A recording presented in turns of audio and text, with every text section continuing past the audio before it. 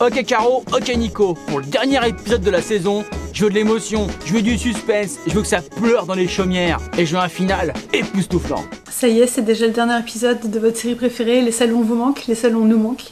Envoyez les violons. Ok, plateau 4, envoyez les violons. Ah, on n'a pas de violon, envoyez Céline Dion. Merci à Nico de m'avoir aidé dans ce projet qui me tenait à cœur. Merci aux 60 auteurs qui ont accepté de nous livrer leurs souvenirs préférés des salons du livre. Oh non. Caro, t'as tout dit. T'as tout dit. Il y a trop d'émotions qui me submergent là. J'espère que vous avez pris du plaisir à écouter tous nos auteurs préférés nous parler des salons. Caro, attends-moi, on fait la saison 2 ou pas?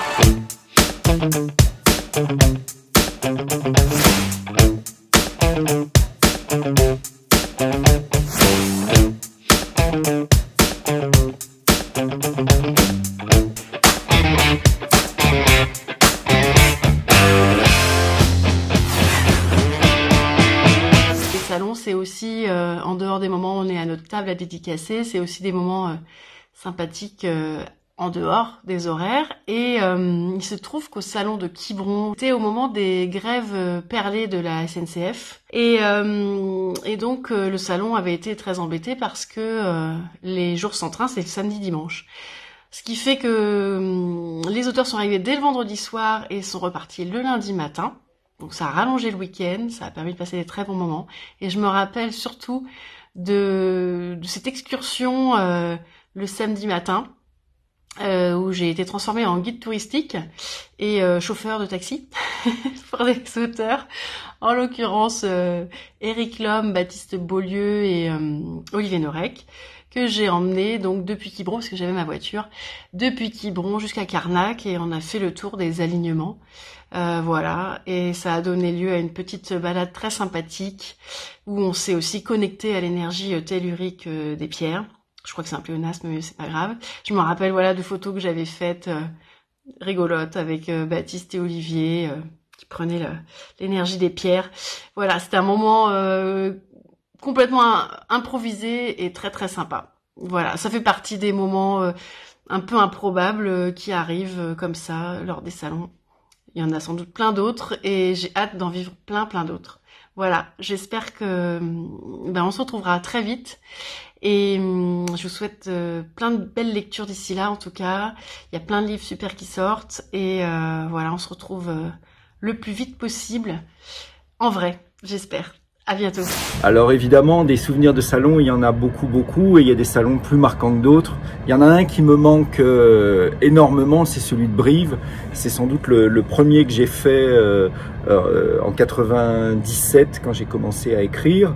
Et d'ailleurs, en ce moment, il me manque tellement que je n'ai plus de foie gras, je n'ai plus de magret. Donc c'est quand même là que je me fournis chaque année. Et puis c'est vrai qu'il y a une convivialité absolument extraordinaire. Les gens sont des vrais lecteurs. Et c'est vraiment à Brive que j'ai construit le premier tissu de lecteurs fidèles que je retrouve chaque année. Je connais des prénoms, je connais des vies, et ça c'est très émouvant. Je pense notamment à Nelly, une vieille dame voilà, que j'ai connue. Elle devait avoir 65 ans et aujourd'hui elle en a 90, et on se croise chaque année et elle connaît tous mes livres par cœur. Voilà, il y a une histoire qui s'est vraiment tissée, et ça c'est très émouvant. Alors évidemment on le vit dans beaucoup de villes, mais Brive, il y a une chose particulière, et puis il y a le Cardinal, la boîte de nuit où on se retrouve à danser avec Mimi Mati et Annie Dupéré. Ça c'est une chose qui n'existe nulle part ailleurs, et sur du Gilbert Montagnier évidemment. Voilà, donc ça c'est quand même le top. Et puis il y a d'autres salons très importants, évidemment. Il y a Saint-Maur-des-Fossés, mais celui-ci ne va plus nous manquer très longtemps puisqu'il revient cette année en juin, et là on va être ravis de se retrouver tous à Saint-Maur-des-Fossés, pourvu que ça tienne et qu'on ne nous annule pas Saint-Maur au dernier moment, parce que Gérard Collard c'est quand même notre parrain, et on a vraiment besoin de se retrouver. Bonjour à tous, merci à Nicolas et Caroline pour cette invitation. C'est vrai que les salons me manquent particulièrement, hein. J'ai tout un tas d'anecdotes à vous raconter, mais là malheureusement ça va pas suffire en termes de temps. Concrètement, le salon qui m'a le plus marqué, en fait, c'est un salon sur lequel on est arrivé avec d'autres auteurs, d'autres copains auteurs, et on s'est retrouvés confrontés à la gendarmerie. La gendarmerie qui nous a gentiment prié de dégager, en fait, puisque finalement le salon n'avait pas été autorisé. Et donc là, on a été soumis à un gros dilemme, puisque même le Cultura qui organisait le service des livres était là avec toute la cargaison. Donc on s'est retrouvés avec des auteurs qui arrivaient de la gare, les gendarmes. Bon, c'était assez folklorique. Donc on a remis tout le monde dans le train. Ceux qui ont pu rester sont restés un petit peu. Et puis finalement, ils ont été plus ou moins compréhensifs, mais le salon n'a pas vraiment eu lieu. Voilà, sacré souvenir. Voilà, je vous dis à bientôt et j'espère sur un salon parce que ça nous manque vraiment beaucoup. Bisous. Ok, c'est à qui maintenant? Henri. Attends, je l'appelle Henri. Henri, c'est à toi. Mon souvenir de séance de dédicace le plus singulier, ou en tout cas l'événement le plus amusant qui me soit arrivé pendant une séance de dédicace, remonte à il y a une quinzaine d'années. Alors, vous m'en voulez pas, j'ai un casque, j'ai l'air un peu débile, mais c'est parce que le micro de mon ordinateur ne marche plus, donc je suis obligé d'utiliser celui-là. Alors moi, les casques, ça me dérange pas. À une quinzaine d'années, je venais de sortir le Syndrome Copernic, je crois. Donc ça devait être vers 2007. Et je dédicaçais au Salon du Livre de Paris. Il faut savoir que quand on dédicace au Salon du Livre de Paris, il y a du monde, les gens font la queue parce que voilà, on dédicace pendant des tranches horaires assez courtes. On est à la capitale, il y a plein de gens. Donc les gens attendent assez longtemps pour se faire signer un livre. Et sur ma gauche, il y avait Dany, la chanteuse, qui venait d'écrire ses mémoires. Et sur ma droite, il y avait une petite starlette de la Star Academy, je crois, ou une émission comme ça. Une petite chanteuse qui, elle aussi, avait écrit un livre dont le nom m'échappe, autant qu'il a échappé à la postérité, malheureusement pour elle, je crois. Et bref, j'étais entouré de personnalités de la chanson, ce qui est assez fréquent au Salon du Livre de Paris. Ça arrive en tout cas. Et pour ma part, à l'époque, il faut savoir que j'étais peroxydé. J'avais, par nostalgie de ma blondeur adolescente, à l'époque, mes plus vieux lecteurs s'en souviennent, j'avais les cheveux totalement peroxydés, un peu dressés sur le crâne avec du gel, un look un peu rock'n'roll sympathique comme ça. Et donc, au bout d'une heure et demie, je vois un type dans la queue qui arrive devant moi et qui probablement attendait pour se faire signer, je le supposais, son livre depuis probablement une heure. Et il me regarde, et je vois qu'il fronce les sourcils et fait « Oh merde, vous êtes pas Florent Pagny! Oh non !» Il fait demi-tour et il s'en va. Je crois que ça a été mon plus grand moment de dédicace dans ma vie. Voilà. Bientôt. Ma liberté de penser. Les salons du livre. Qu'est-ce qu'il nous manque? J'ai eu la chance ces dernières années d'en vivre quelques-uns, pas mal même. Et j'en garde pour la plupart des souvenirs, des anecdotes, j'en ai beaucoup, des anecdotes drôles, parfois émouvantes, souvent émouvantes d'ailleurs. Et de toutes ces anecdotes, il y en a une que je retiens particulièrement.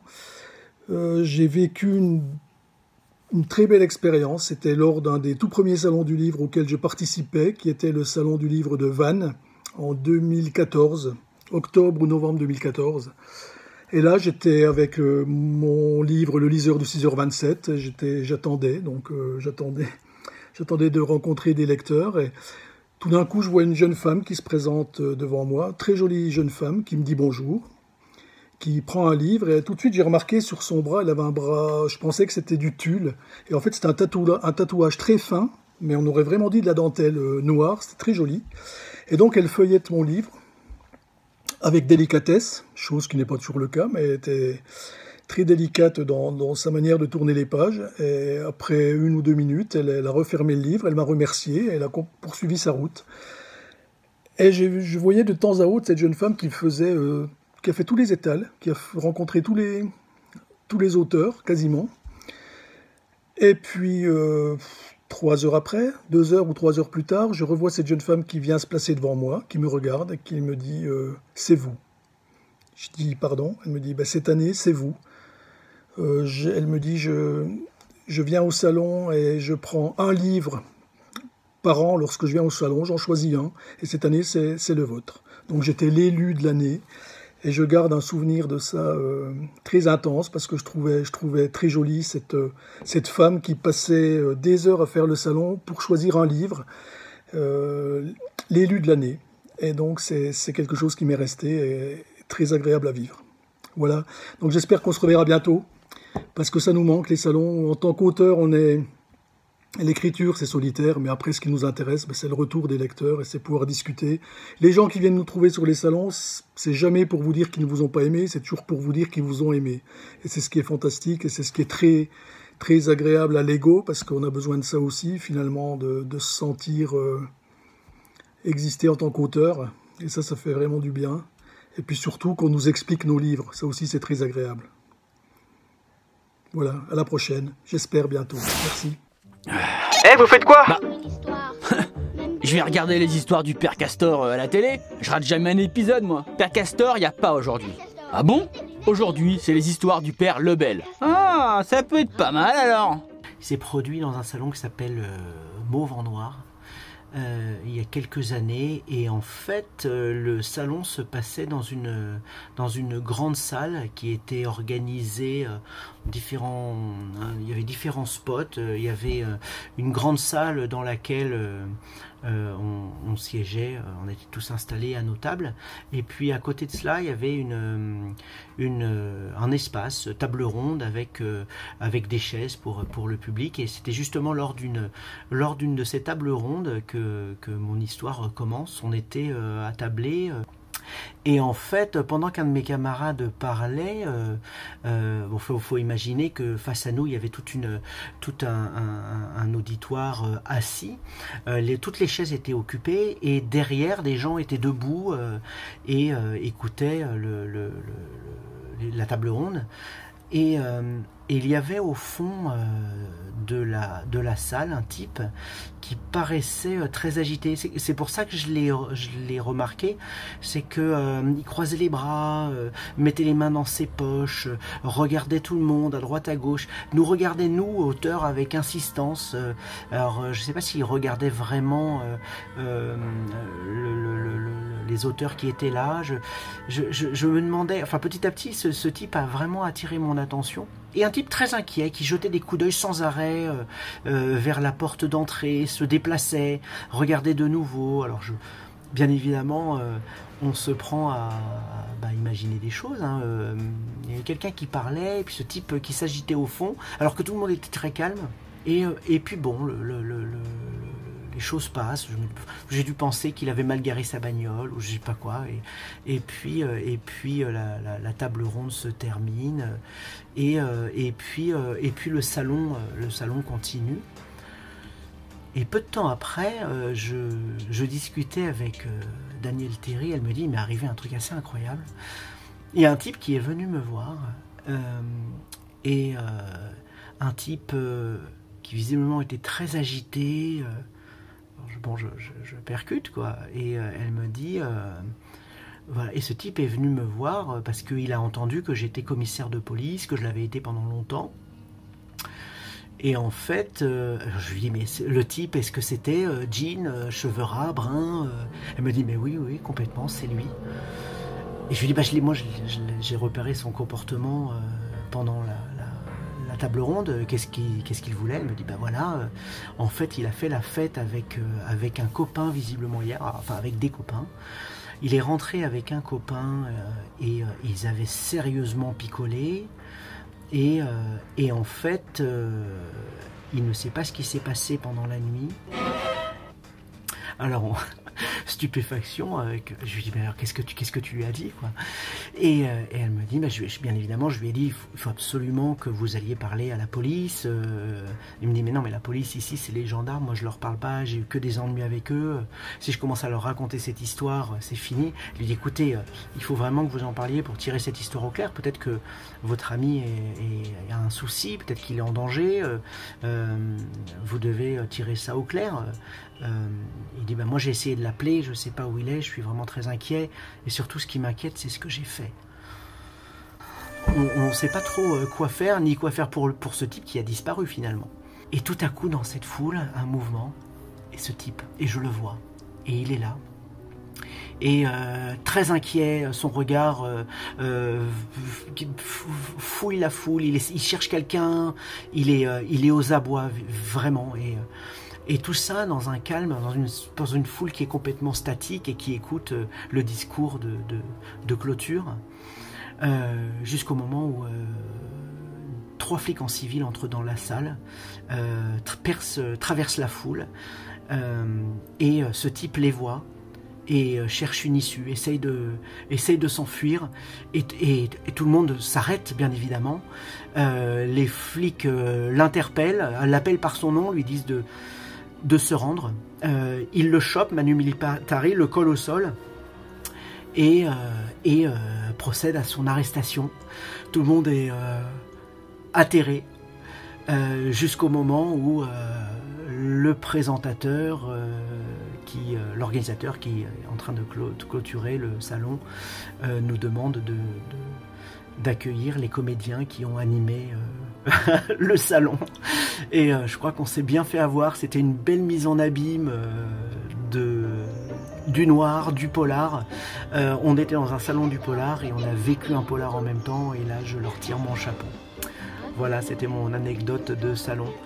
J'espère vous voir tous en vrai bientôt, et je vous embrasse. Tenez bon. Mets tes lunettes et lis-nous tout. Je crois que c'était le salon de Limoges en mars 2018. Et c'était donc quelques jours après la sortie de La Chambre des Merveilles. Personne ne connaissait encore véritablement ce roman, donc les lecteurs découvraient le roman en live sur le salon, et donc ils lisaient parfois la 4e de couverture. Vous savez, il y a des lecteurs qui aiment bien qu'on leur raconte un livre, il y en a d'autres qui préfèrent le découvrir en lisant la 4e de couverture. Et je n'avais même pas le temps de leur expliquer que c'était un roman résolument positif, malgré le point de départ initial de cet enfant qui est dans le coma et que sa mère essaye de réveiller. Et donc, ça donnait ça. Il y avait des gens qui passaient, qui lisaient la 4e de couverture, et puis qui me regardaient, qui me faisaient... parce qu'ils pensaient que c'était extrêmement anxiogène. Voilà, donc c'était un petit peu déprimant parfois. Heureusement, il y avait avec moi Karen Ponte qui m'a remonté le moral pendant ces 2 jours. Je vous rassure, depuis ça va beaucoup mieux. Les lecteurs viennent maintenant me voir de manière beaucoup plus positive. Moi j'adore ça, les salons, donc j'espère de tout cœur qu'on aura l'occasion de reprendre les salons vraiment très bientôt, parce que là ça commence à faire long. Celui-ci remonte à quelques années maintenant, puisque c'était mon tout premier salon à Paris pour le premier roman qui était Hématome. Et ce premier salon, j'ai eu la chance que ce soit le salon du livre de poche de Saint-Maur en Poche, à Saint-Maur-des-Fossés. Et du coup, j'avais 25 ans environ. Et je suis arrivée dans cette foule de lecteurs et d'écrivains surtout, dont certains que j'admirais déjà beaucoup, et desquels je me suis approchée très timidement à l'époque. Et donc je suis sur mon stand avec simplement Hématome devant moi, et je vois une dame d'un certain âge, d'un certain âge, on va dire 65-70 ans, qui rentre dans le salon, qui me voit, parce que j'étais devant l'entrée du salon, et qui se dirige vers moi d'un pas extrêmement décidé, et qui me tend mon roman qu'elle a déjà en main. Et je suis un petit peu interloquée, je ne comprends pas vraiment ce qu'elle veut. Et elle me le tend, elle est extrêmement énervée et agressive, et elle me dit je vous le rends, je peux pas garder quelque chose comme ça chez moi, on peut pas être quelqu'un de sensé, de normal et de sain si on écrit de telles horreurs. Du coup je recule un peu, mais très étrangement je prends pas ça mal du tout, et je prends même ça pour un gros compliment, ce qui est pas forcément bien. Et du coup, je deviens assez euphorique, et je me mets à sourire, et je lui dis, mais écoutez, dites-moi, parce que là, je comprends pas. Et déjà, elle me dit, bah, je m'attendais pas à voir quelqu'un avec ce visage-là. Je pensais que, enfin voilà, vous étiez quelqu'un pas souriant, de triste à mourir. Et là, je vous vois, et du coup, je comprends encore moins ce que vous avez pu écrire. Pour rappel, Hématome parle d'énormes violences, de viols avec beaucoup d'hémoglobine dedans. Et du coup, on essaye d'en discuter. Et je lui dis, mais qu'est-ce qui vous a pas plu? Elle m'a dit, je me suis arrêtée à la page 30. Je dis, mais vous êtes arrêtée à la page 30, mais il se passe pas grand-chose à la page 30. Elle me dit, mais si, vous vous rendez pas compte. Je dis, effectivement, ne le finissez pas, faites le tour des autres stands, et je pense qu'il y aura des lectures peut-être un petit peu plus douces. Mais en même temps, je pense qu'il faut que vous lisiez ce qui a marqué derrière les livres. Ça pourra peut-être vous renseigner sur comme le café, vous savez, les degrés d'intensité du café. C'est un petit peu la même chose avec les romans. Et j'arrête pas de lui sourire, j'arrive pas à m'en empêcher. Et du coup, je lui ai retendu le livre. Je fais, vous pouvez pas me le rendre quand même, ça se fait pas. Je lui dis, soit vous donnez à quelqu'un que vous n'aimez pas, soit vous en faites une cale pour votre canapé, mais ne me le rendez pas. Et j'ai pas pu m'empêcher de la regarder et de lui demander si elle voulait un câlin. Et elle a refusé. Et elle est partie encore plus furieuse qu'elle était arrivée. Même si j'ai senti qu'elle jouait un petit peu les choses. Mais voilà, j'ai beaucoup ri très longtemps de cette anecdote-là. Voilà, ça m'a beaucoup fait rire. Caroline m'a demandé quel était mon souvenir de salon le plus dingue. Et moi, j'en ai un. Qui est fou. C'est passé au salon de Saint-Étienne, qui était un salon généraliste, et j'attendais les gens pour tranquillement signer mes romans, et tout d'un coup je vois un vieux monsieur qui arrive avec un autre monsieur qui a une 60aine d'années, qui était visiblement son fils, et ils déposent tous les deux une énorme paire de godillots sur ma table, sur mes bouquins. Alors au début je fais un peu les yeux pas contents, puis finalement je me rends compte qu'ils sont très gentils. Et en fait, je leur demande ce que c'est que ces chaussures, qui sont des grosses chaussures en cuir, sans marque, sans rien. Et le monsieur me dit, c'est mon père, il est cordonnier, il a fait ces chaussures pour vous, elles sont sur mesure, on a trouvé votre taille sur internet. Et je leur dis, mais pourquoi, je comprends pas, pourquoi ce cadeau et tout, c'est gentil, mais... Et en fait, il me dit, parce que mon papa, c'était l'apprenti de votre grand-père, qui était cordonnier. C'est lui qui lui a tout appris, et quand il a vu que vous écriviez des romans, il a eu envie de vous offrir ses chaussures. Et voilà, ça m'a beaucoup touché, parce que mon gros-père, qui est effectivement d'origine arménienne et qui a fui le génocide, a terminé par s'installer à Saint-Étienne et est devenu cordonnier. Il y a une grosse communauté arménienne à Saint-Étienne. Et ce monsieur, en fait, des années après, a voulu le remercier de lui avoir enseigné ce métier à travers moi. Donc voilà, c'était vraiment le souvenir le plus touchant qui me soit arrivé sur un salon. Voilà. Alors comme mes camarades, j'ai fait aussi beaucoup de salons. Et vous imaginez qu'avec mon premier roman Été pourri à Melun-Plage, des anecdotes à raconter, j'en ai plein. Mais vous savez quoi? J'ai pas voulu les raconter. Et pourquoi? Oui, ça c'est l'art du suspense. On va en parler dans la saison 2. Parce que j'espère qu'il y aura une saison 2. Faut jouer avec Caro, mais j'espère. Monsieur le réalisateur, pour le suspense, pour le cliffhanger, pour apporter la saison 2, ça va comme fin? Ça apporte du suspense, quoi. Ok? D'accord. Blague à part, merci de nous avoir suivis dans cette folle aventure. Merci d'avoir suivi nos vidéos, d'avoir été présent au rendez-vous chaque mardi soir à 18h. N'oubliez pas de nous suivre sur les réseaux sociaux, Instagram, Facebook, où vous voulez. Vous faites comme vous voulez. Et puis on se redonne rendez-vous une prochaine fois. Allez, ciao. Voilà, c'est terminé. Non, on attend un 11e. Comment je fais, moi? Ah mais c'est Bernard Minier, hein. Ah ok, bon c'est bon alors. Bonjour à tous et à tous. Parmi les souvenirs de festivals et de salons que j'ai en France et à l'étranger, j'en ai choisi un parce qu'il dit des choses sur la façon dont en allant à la rencontre d'autres peuples, on peut parfois remettre en question certains préjugés. Voilà, c'est un souvenir qui se passe à Dubaï, pendant le festival littéraire organisé chaque année par Emirates Airlines pour des auteurs de tout genre, traduits en anglais.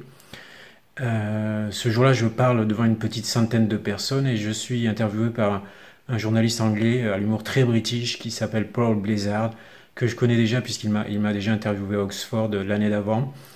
Et dans la salle, il y a un certain nombre de femmes qui portent la abaya noire et qui sont voilés, qui nous écoutent. Et tout à coup, ex abrupto, Paul me demande, Bernard, d'englacer cette scène où Julian Erdmann oblige sa femme et l'amant de sa femme à descendre dans la cave où ils organisent des orgies sadomasochistes, où il les force sous la menace d'une arme à se déshabiller, les arrose de champagne pour finalement les électrocuter avec un sextoy trafiqué. Je voudrais que tu m'expliques le sens de cette scène. Et là, je deviens très pâle, je regarde l'assistance en me disant que tout le monde va se lever, mais non, pas du tout. J'ai ramé un peu, je me rappelle plus trop de ce que j'ai dit, mais une demi-heure plus tard, je suis assis à ma table en train de signer, et dans la petite file de lecteurs qui est la mienne, il y a ces femmes en abaya, ces femmes voilées, avec mon livre à la main, tous sourires, qui s'approchent et qui me disent on a adoré votre conférence, on a adoré vos réponses, on a acheté votre livre, est-ce que vous pouvez nous le signer? Voilà. C'est un souvenir parmi beaucoup d'autres de ces merveilleux moments qu'on a à la rencontre des lecteurs. Don't know what's fake. Can anybody out there tell me what's really at stake? The fear.